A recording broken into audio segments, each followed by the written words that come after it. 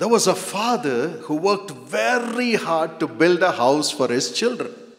ಒಬ್ಬ ತಂದೆ ಇದ್ದ, ತನ್ನ ಮಕ್ಕಳಿಗಾಗಿ ಮನೆಯನ್ನು ಕಟ್ಟುವುದಕ್ಕಾಗಿ ಬಹಳಷ್ಟು ಪರಿಶ್ರಮ ವಹಿಸಿದವನು. He himself labored and built the house. ತಾನೇ ಕೆಲಸ ಮಾಡಿ ಮನೆಯನ್ನು ಕಟ್ಟಿದನು. My family should have the best house in the village. ಆತನು ಹೇಳಿದನು, ಹಳ್ಳಿಯಲ್ಲಿ ನನ್ನ ಕುಟುಂಬಕ್ಕೆ ಒಳ್ಳೆಯ ಮನೆ ಇರಬೇಕು. ಒಳ್ಳೆಯ ಸ್ಥಳವನ್ನು ಆಯ್ಕೆ ಮಾಡಿದ, ಹೆಚ್ಚಾಗಿ ಕೆಲಸ ಮಾಡಿದ, ಹಣವನ್ನು ಸಂಗ್ರಹಿಸಿದ. He built the rooms exactly as each child would want it. ನಂತರ ಎಲ್ಲ ಮಕ್ಕಳಿಗೆ ಅವರು ಬಯಸುವ ಹಾಗೆ ಮನೆಯನ್ನು, ಕೊಠಡಿಯನ್ನು ಕಟ್ಟಿದನು. He furnished the house. ಮನೆಯ ಪೀಠೋಪಕರಣಗಳನ್ನು ಸಿದ್ಧ ಮಾಡಿದನು. And earmarked the day and time for it to be dedicated. ಮನೆಯನ್ನು ಉದ್ಘಾಟಿಸುವುದಕ್ಕಾಗಿ ವರ್ಷವನ್ನ, ದಿನವನ್ನ ನಿಗದಿಪಡಿಸಿದನು. He designed a beautiful invitation card. ಸುಂದರವಾದ ಆಮಂತ್ರಣ ಪತ್ರಿಕೆಯನ್ನು ಮಾಡಿಸಿದನು. Sent it to everybody. ಎಲ್ಲರಿಗೂ ಆಮಂತ್ರಣವನ್ನು ಕಳಿಸಿದನು. He said, I want everyone to know how much I love my family. ಆತನು ಹೇಳಿದನು, ನಾನು ನನ್ನ ಕುಟುಂಬವನ್ನು ಎಷ್ಟು ಹೆಚ್ಚಾಗಿ ಪ್ರೀತಿಸುತ್ತೇನೆ ಎಂಬುದನ್ನು ಎಲ್ಲರೂ ಅರಿಯಬೇಕು. Late night he was working before the dedication day. ಉದ್ಘಾಟನೆಯ ದಿನಕ್ಕಿಂತ ಮೊದಲು ತಡರಾತ್ರಿಯವರೆಗೂ ಆತನು ಕೆಲಸವನ್ನು ಮಾಡಿದನು. Morning 6 o'clock, the time for the dedication came. ಮುಂಜಾನೆ 6 ಗಂಟೆಯ ಉದ್ಘಾಟನೆಯ ಸಮಯ ಬಂದಿತು. All the guests came. ಎಲ್ಲ ಅತಿಥಿಗಳು ಬಂದರು. Family members came. ಕುಟುಂಬದ ಸದಸ್ಯರು ಬಂದರು. And they were all searching for the father. ಅವರೆಲ್ಲರೂ ತಂದೆಯನ್ನು ಹುಡುಕುತ್ತಾ ಇದ್ದರು. They searched everywhere. ಎಲ್ಲ ಕಡೆ ಹುಡುಕಿದರು. But his house, his room door was not opening. ಆದರೆ ಆತನ ಮನೆಯ ರೂಮಿನ ಕೊಠಡಿ ತೆರೆದಿರಲಿಲ್ಲ. They opened the door. ಅವರು ಬಾಗಿಲನ್ನು ತೆರೆದರು. Alas, they found him dead. ಅವರಲ್ಲಿ ನೋಡುವಾಗ ಆತನು ಸತ್ತ ಹೆಣವಾಗಿ ಬಿದ್ದಿದ್ದನು. ಆತನು ಸತ್ತು ಹೋಗಿದ್ದನು. He was dead. ಆತನು ಸತ್ತು ಹೋಗಿದ್ದನು. He built the house. ಆತನು ಮನೆಯನ್ನು ಕಟ್ಟಿದನು. Furnished it. ಎಲ್ಲ ಪೀಠೋಪಕರಣವನ್ನು ಸಿದ್ಧ ಮಾಡಿದನು. ಅತಿಥಿಗಳನ್ನು ಕರೆದನು. But he was not there to enter into the house with the family. ಆದರೆ ಕುಟುಂಬ ಸದಸ್ಯರೊಂದಿಗೆ ಮನೆಯನ್ನು ಪ್ರವೇಶಿಸಲು ಆತನು ಅಲ್ಲಿರಲಿಲ್ಲ. Not even dedicated. ಆತನು ಅದನ್ನು ಉದ್ಘಾಟನೆ ಮಾಡಲಿಲ್ಲ. We also have a loving father like that. ಅದೇ ರೀತಿಯ ಪ್ರೀತಿಯ ತಂದೆ ನಮಗಿದ್ದಾನೆ. But our father says, I live forever. ಆದರೆ ನಮ್ಮ ತಂದೆ ಹೇಳ್ತಾನೆ, ನಾನು ನಿತ್ಯ ನಿತ್ಯಕ್ಕೂ ಜೀವಿಸ್ತೇನೆ. In Deuteronomy 32 and verse 40. ಧರ್ಮೋಪದೇಶ ಕಾಂಡ 32ನೇ ಅಧ್ಯಾಯ 40ನೇ ವಾಕ್ಯದಲ್ಲಿ God says, ದೇವರು ಹೇಳಿದನು, I live forever. ನಾನು ನಿತ್ಯ ನಿತ್ಯತೆಗೂ ಇರುತ್ತೇನೆ. ನನ್ನ ಮಗುವೆ, I live forever to take care of you from generation to generation. ಜನಾಂಗದಿಂದ ಜನಾಂಗದವರೆಗೂ ನಿನ್ನನ್ನು ನೋಡಿಕೊಳ್ಳುವುದಕ್ಕಾಗಿ ನಾನು ನಿತ್ಯ ನಿತ್ಯತೆಗೂ ಇರುತ್ತೇನೆ. John chapter 14 and verse 18. ಯೋಹಾನನು ಬರೆದ ಸುವಾರ್ತೆ 14ನೇ ಅಧ್ಯಾಯ 18ನೇ ವಾಕ್ಯ. ಯೇಸು ಹೇಳಿದನು, My children, ನನ್ನ ಮಕ್ಕಳೇ, I will not leave you comfortless. ನಾನು ನಿಮ್ಮನ್ನು ಅನಾಥರಾಗಿ ಬಿಟ್ಟು ಬಿಡುವುದಿಲ್ಲ. I will come to you. ನಾನು ನಿಮ್ಮ ಬಳಿ ಬರ್ತೇನೆ. I will come to you. ನಾನು ನಿಮ್ಮ ಬಳಿ ಬರ್ತೇನೆ. We have a God who comes to us. ನಮ್ಮ ಬಳಿ ಬರುವ ದೇವರು ನಮಗಿದ್ದಾನೆ. And who comes to meet all our needs. ನಮ್ಮೆಲ್ಲ ಅಗತ್ಯತೆಯನ್ನು ಸಂಧಿಸಲು ಆತನು ಬರ್ತಾನೆ. Look at the Almighty God. ಆ ಸರ್ವಶಕ್ತ ದೇವರನ್ನ ನೋಡಿರಿ. Exodus chapter 15 and verse 26. ವಿಮೋಚನ ಕಾಂಡ 15ನೇ ಅಧ್ಯಾಯ 26ನೇ ವಾಕ್ಯ. 15:26. He comes and says, ಆತನು ಬಂದು ಹೇಳ್ತಾನೆ, Surely I'll bless your bread and water.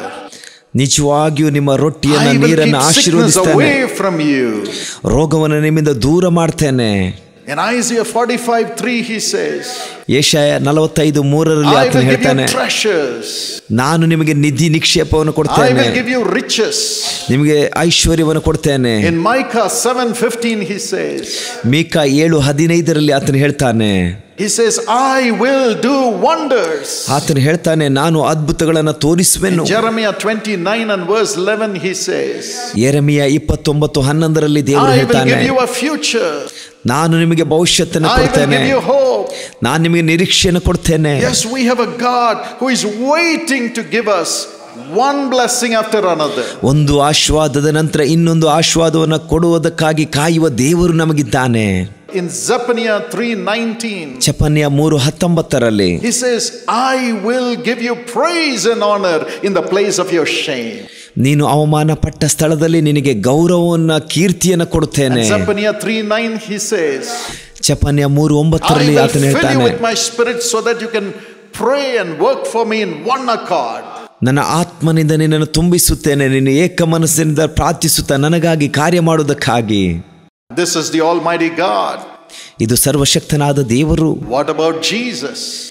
ಯೇಸುವಿನ ಬಗ್ಗೆ ಏನು? He says in Luke 19:10, ಲೂಕ 19:10 ಆತನು ಹೇಳ್ತಾನೆ, I have come to give you hope, ನಾನು ನಿಮಗೆ ನಿರೀಕ್ಷೆ ಕೊಡುವುದಕ್ಕಾಗಿ ಬಂದಿದ್ದೇನೆ, to seek and to save the lost.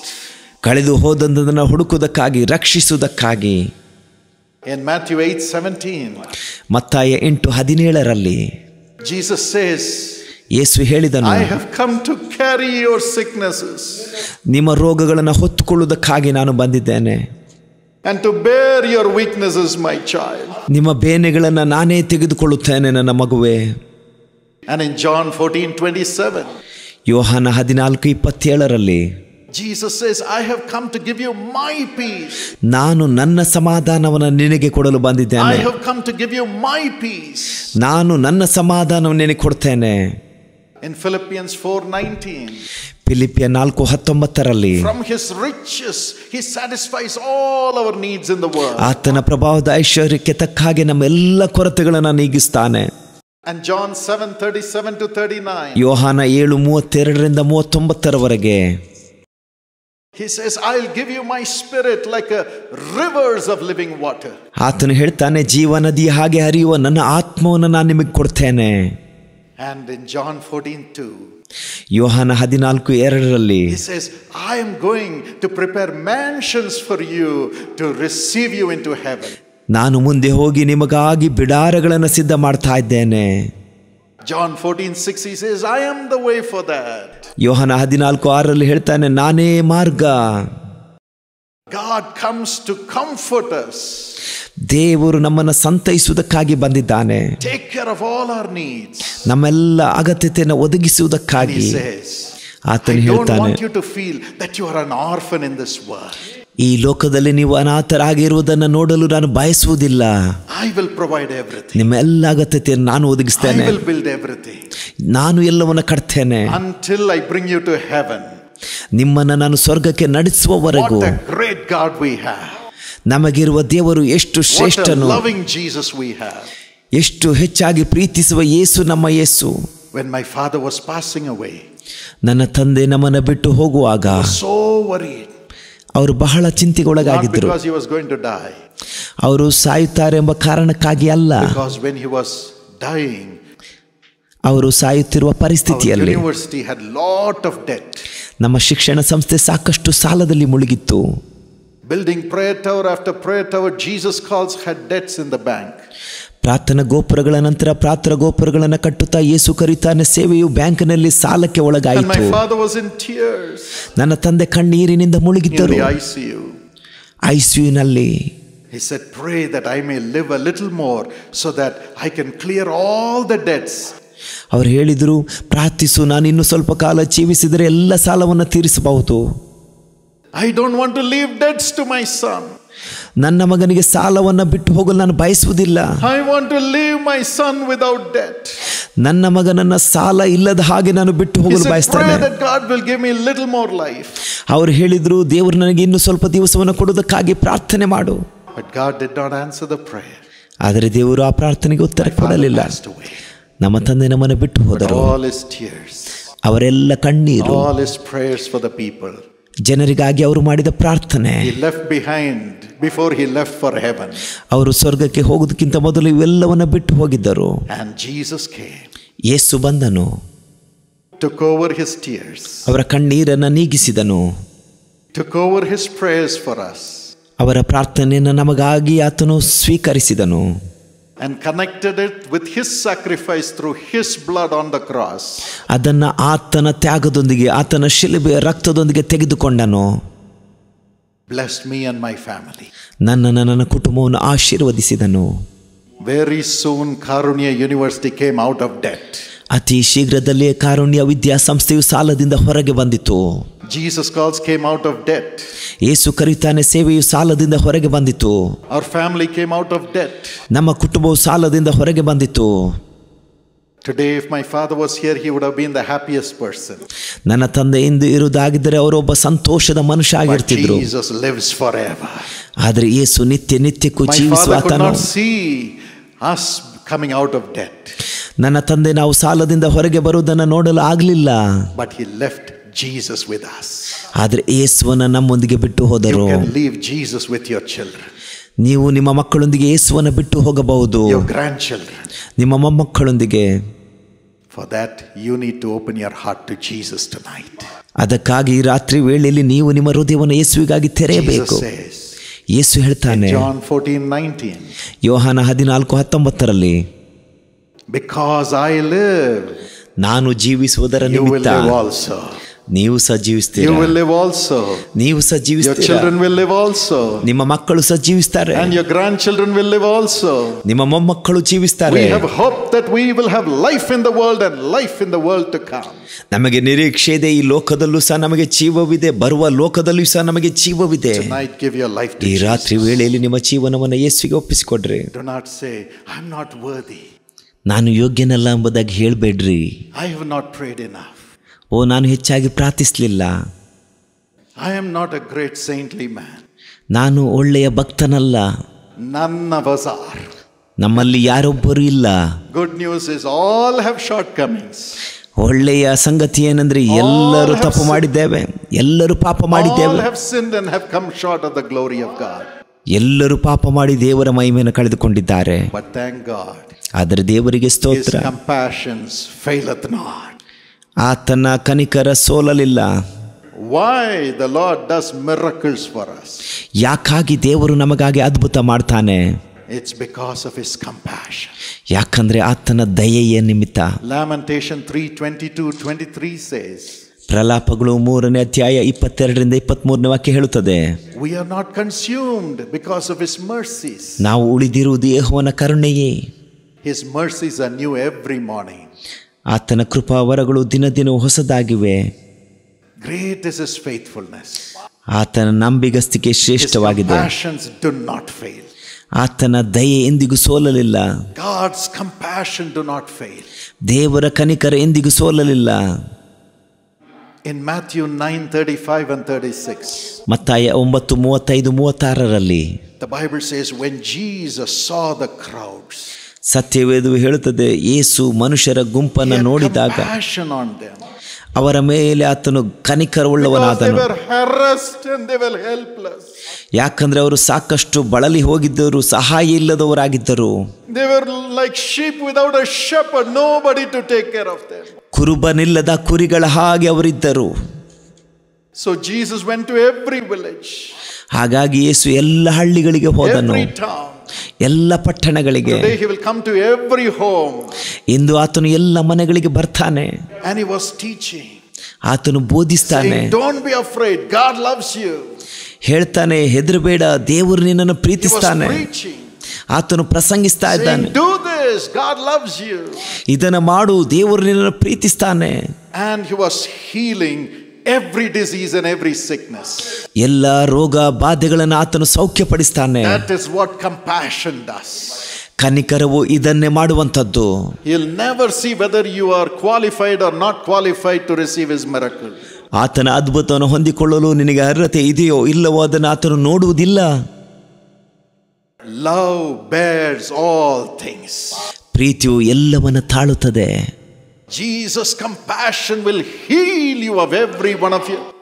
ಯೇಸುವಿನ ಕನಿಕರವು ನಿಮ್ಮೆಲ್ಲರನ್ನ The ಸೌಖ್ಯತೆಗೊಳಿಸುತ್ತದೆ. compassion of Jesus will heal you of every disease and every problem. ಯೇಸುವಿನ ಕನಿಕರವು ನಿಮ್ಮೆಲ್ಲರ ರೋಗ ವ್ಯಾಧಿಯನ್ನು ಸೌಖ್ಯತೆಗೊಳಿಸುತ್ತದೆ, And every sin. ಎಲ್ಲ ಪಾಪವನ್ನ. That's why in Luke 4:40 the Bible says, ಅದಕ್ಕಾಗಿ ಲೂಕನ ಬರೆದ ಸುವಾರ್ತೆ 4:40 ಸತ್ಯವೇದ ಹೇಳುತ್ತದೆ, because of his compassion for the people, Jesus laid hands on each one and healed them. ಆತನು ಕನಿಕರದಿಂದ ಎಲ್ಲರ ಮೇಲೆ ಕರಗಳನ್ನು ಚಾಚಿ ಅವರನ್ನ ಸೌಖ್ಯತೆಗೊಳಿಸಿದನು. ಕೆಲವು ನಿಮಿಷಗಳ ನಂತರ ನಾವು ಪ್ರಾರ್ಥಿಸುವಾಗ ಆತನು ಬಂದು ಎಲ್ಲರ ಮೇಲೆ ತನ್ನ ಕರವನ್ನು ಚಾಚುತ್ತಾನೆ. ನಿಮ್ಮ ಆತ್ಮದಲ್ಲಿ ಯಾವುದು ಸರಿಯಾಗಬೇಕು ಅಲ್ಲಿ ಸೌಖ್ಯತೆ ಉಂಟಾಗುತ್ತದೆ. ನಿಮ್ಮ ಹೃದಯ, ನಿಮ್ಮ ಕಿಡ್ನಿ, ನಿಮ್ಮ ಕಾಲಿನಲ್ಲಿ ಯಾವ ಭಾಗದಲ್ಲಿ ಸರಿಯಾಗಬೇಕು ಆತನು ಅದನ್ನು ಸೌಖ್ಯತೆಗೊಳಿಸ್ತಾನೆ. ನೀವು ಅದನ್ನು ನಂಬ್ತೀರಾ? ಆತ ನಿಮ್ಮನ್ನು ಪ್ರೀತಿಸ್ತಾನೆ. ನಿಮ್ಮ ಮೇಲೆ ಆತನು ದಯೆ ಉಳ್ಳವನಾಗಿದ್ದಾನೆ. ಸತ್ಯವೇದದ ದಿನಮಾನದಲ್ಲಿ ಆತನು ಮಾಡಿರುವುದಾದ್ರೆ ಇಂದು ಮಾಡುವುದಿಲ್ಲವಾ? ಭಯಪಡಬೇಡ್ರಿ. ಲೋಕ 7:13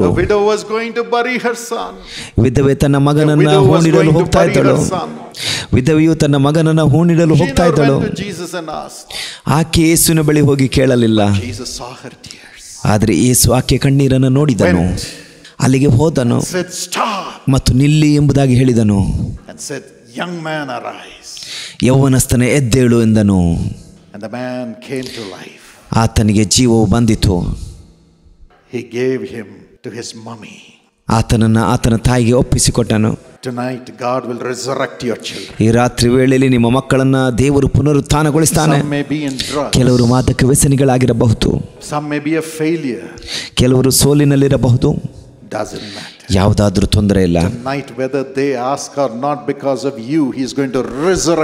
ಈ ರಾತ್ರಿ ವೇಳೆಯಲ್ಲಿ ಅವರು ಕೇಳಲಿ ಬಿಡಲಿ, ಆದ್ರೆ ನಿಮ್ಮ ನಿಮಿತ್ತ ಅವರು ಹೊಸ ಜೀವ ಹೊಂದಿಕೊಳ್ತಾರೆ. ದಯೆಯ ನಿಮಿತ್ತ. ಮತ್ತಾಯ 20:34 ಕುರುಡ ಮನುಷ್ಯನು ಕೂಗಿದನು, ದಾವೀದ ಕುಮಾರನೇ ನನ್ನ ಮೇಲೆ ದಯೆಯನ್ನು ತೋರಿಸು. ಆತನು ಕನಿಕರವನ್ನು ತೋರಿಸಿದ. ಆತನನ್ನು ಮುಟ್ಟಿ ಕಣ್ಣನ್ನು ತೆರೆದನು. Tonight, everyone suffering with ear disease or eye disease, God will heal tonight. ಈ ರಾತ್ರಿ ವೇಳೆಯಲ್ಲಿ ಕಣ್ಣಿನ ರೋಗ, ಕಿವಿಯ ರೋಗದಿಂದ ಬಳಲುತ್ತಿರುವವರನ್ನ ದೇವರು ಸೌಖ್ಯತೆಗೊಳಿಸ್ತಾನೆ. ಯೇಸುವಿನ ಕನಿಕರ, ಯೇಸುವಿನ ಕನಿಕರ. And every devil will go. ಎಲ್ಲ ದುರಾತ್ಮಗಳು ಬಿಟ್ಟು ಹೋಗುತ್ತದೆ. Because of the compassion Jesus has for you. ಯಾಕಂದ್ರೆ ಯೇಸುವಿಗೆ ನಿಮ್ಮ ಮೇಲೆ ಇರುವ ಕನಿಕರದ ನಿಮಿತ್ತ. Let not your heart be troubled. ನಿಮ್ಮ ಹೃದಯವು ಕಳವಳಕ್ಕೀಡಾಗದಿರಲಿ. Cry out to Jesus. ಯೇಸುವಿನ ಬಳಿ ಮೊರೆ ಇಡಿರಿ. Now the Holy Spirit is coming upon you. ಈ ವೇಳೆಯಲ್ಲಿ ಪವಿತ್ರಾತ್ಮ ನಿಮ್ಮ ಮೇಲೆ ಬರ್ತಾ ಇದ್ದಾನೆ. Where the Spirit of the Lord is, there is liberty. ಎಲ್ಲಿ ದೇವರ ಆತ್ಮನಿದ್ದಾನೋ ಅಲ್ಲಿ ಬಿಡುಗಡೆ ಇದೆ. Sometimes these evil spirits are stopping you from doing your business. ಕೆಲವು ಬಾರಿ ದುರಾತ್ಮಗಳು ನೀವು ವ್ಯವಹಾರವನ್ನು ಮಾಡೋದಕ್ಕೆ ತಡೆಯೊಡ್ಡುತ್ತವೆ. Creating problems in your family relationships. ನಿಮ್ಮ ಕುಟುಂಬದ ಸಂಬಂಧದ ವಿಷಯದಲ್ಲಿ ಸಮಸ್ಯೆಯನ್ನು ಈಡು ಮಾಡ್ತಾ ಇದೆ. And stopping your studies. ನಿಮ್ಮ ವಿದ್ಯಾಭ್ಯಾಸಕ್ಕೆ ತಡೆಯೊಡ್ಡುತ್ತಾ ಇದೆ. Now the Holy Spirit is coming to drive out those evil spirits. ಈ ವೇಳೆಯಲ್ಲಿ ಪವಿತ್ರಾತ್ಮನು ಆ ದುರಾತ್ಮಗಳನ್ನ ಬಿಡಿಸುವುದಕ್ಕಾಗಿ ಇಳಿದು ಬರ್ತಾ ಇದ್ದಾನೆ. Holy Spirit, Lord Holy Spirit is coming to drive out those evil spirits. ದೇವರಾದ ಪವಿತ್ರಾತ್ಮನು ಈ ವೇಳೆಯಲ್ಲಿ ಆ ದುರಾತ್ಮಗಳನ್ನು ಓಡಿಸ್ತಾನೆ. Open your heart. ಹೃದಯಗಳನ್ನು ತೆರೆಯಿರಿ. And say thank you Jesus. ಹೇಳಿರಿ, ವಂದನೆಗಳು ಯೇಸುವೇ. Lord Jesus. ದೇವರಾದ ಯೇಸುವೇ. In the name of Jesus. ಯೇಸುವಿನ ನಾಮದಲ್ಲಿ I command the spirit of death to leave everyone who is afflicted. ಜನರನ್ನು ಬಾಧಿಸುತ್ತಿರುವ ಮರಣದ ಆತ್ಮವೇ ಯೇಸುವಿನ ನಾಮದಲ್ಲಿ ಬಿಟ್ಟು ಹೋಗು. Every spirit of fear leave in Jesus name. ಎಲ್ಲ ಭಯದ ಆತ್ಮವೇ ಯೇಸುವಿನ ನಾಮದಲ್ಲಿ ಬಿಟ್ಟು ಹೋಗು. Every spirit which brings fright through the dreams and visions leave in Jesus name. ಕನಸಿನ ಮೂಲಕ, ದರ್ಶನದ ಮೂಲಕ ಆಪತ್ತನ್ನು ಉಂಟು ಮಾಡುತ್ತಿರುವ ಎಲ್ಲ ದುರಾತ್ಮಗಳು ಯೇಸುವಿನ ನಾಮದಲ್ಲಿ ಬಿಟ್ಟು ಹೋಗಲಿ. Every spirit which stops them from praying and reading the Bible, I command it to leave in Jesus name. ಸತ್ಯವೇದವನ್ನು ಓದದಂತೆ ಪ್ರಾರ್ಥಿಸದಂತೆ ತಡೆಯುತ್ತಿರುವ ಎಲ್ಲ ದುರಾತ್ಮಗಳು ಯೇಸುವಿನ ನಾಮದಲ್ಲಿ ಬಿಟ್ಟು ಹೋಗಲಿ. Every fear in the family relationships leave in Jesus name. ಕುಟುಂಬದ ಸಂಬಂಧದ ವಿಷಯದಲ್ಲಿರುವ ಎಲ್ಲ ಭಯಗಳು ಯೇಸುವಿನ ನಾಮದಲ್ಲಿ ಬಿಟ್ಟು ಹೋಗಲಿ. Thank you Lord for delivering your people. ನಿನ್ನ ಮಕ್ಕಳನ್ನು ನೀನು ಬಿಡುಗಡೆ ಮಾಡುತ್ತಿರುವುದಕ್ಕಾಗಿ ವಂದನೆಗಳು ದೇವರೇ. Thank you Jesus. Thank you Jesus. ವಂದನೆಗಳು ಯೇಸುವೇ. Your love is greater. ನಿನ್ನ ಪ್ರೀತಿ ಅತಿಶಯವಾದದ್ದು. Your love is greater. ನಿನ್ನ ಪ್ರೀತಿ ಶ್ರೇಷ್ಠವಾದದ್ದು. Greater than the devil's fear. ದುರಾತ್ಮನ ಭಯಕ್ಕಿಂತ ಶ್ರೇಷ್ಠವಾದದ್ದು. Thank you Lord. ವಂದನೆಗಳು ದೇವರೇ. Thank you Lord. ವಂದನೆಗಳು ದೇವರೇ. Perfect love casts out fear. ನಿಜವಾದ ಪ್ರೀತಿಯು ಭಯವನ್ನು ಓಡಿಸುತ್ತದೆ. We give you all the glory. ಎಲ್ಲ ಘನಮಾನ ಮಹಿಮೆ ನಿನಗೆ ದೇವರೇ. Let those dreams never come again. ಆ ಕೆಟ್ಟ ಕನಸುಗಳು ಇನ್ನು ಮುಂದೆ ಎಂದು ಬರಬಾರದು. Let that fear disappear forever. ಆ ಭಯ ಇನ್ನೆಂದು ಬರಬಾರದು. Thank you for doing it, Lord. ನೀನು ಮಾಡುತ್ತಿರುವುದಕ್ಕಾಗಿ ವಂದನೆಗಳು ದೇವರೇ. Thank you, Jesus. ವಂದನೆಗಳು ಯೇಸುವೇ. We give you all the glory. ಎಲ್ಲ ಘನಮಾನ ಮಹಿಮೆ ನಿನಗೆ. In Jesus' name. ಯೇಸುವಿನ ನಾಮದಲ್ಲಿ.